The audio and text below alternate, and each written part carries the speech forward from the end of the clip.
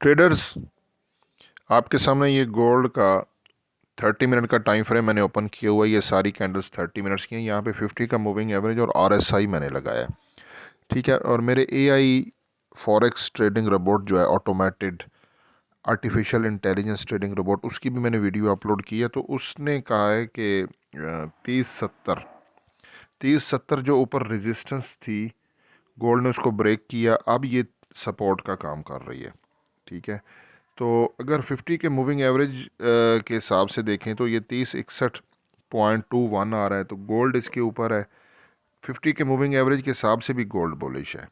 और RSI को अगर चेक करते हैं तो RSI भी 55.44 है, और ये भी बुलिश का ही सिग्नल है। RSI के हिसाब से भी गोल्ड बुलिश है, हर डिप से गोल्ड को बाय करना है।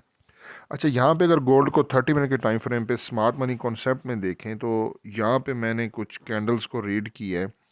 तो क्योंकि हमारे AI ट्रेडिंग रोबोट भी 30-70 के आसपास बता रहा है, और मूविंग एवरेज भी। और यहाँ पे ये जो कैंडल्स हैं, यहाँ पे देखिए चेंज ऑफ करेक्टर भी हुआ है, ठीक है। यहाँ पे ब्रेक ऑफ स्ट्रक्चर भी है।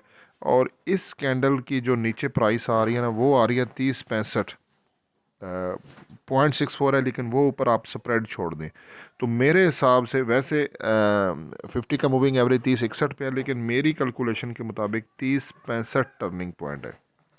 3065 टर्निंग पॉइंट है, और ये SL है। तो 3070 देखे ना, ऊपर 50 का मूविंग एवरेज बन रहा है, तो 3070, और AI ट्रेडिंग रोबोट ने भी यही बताया।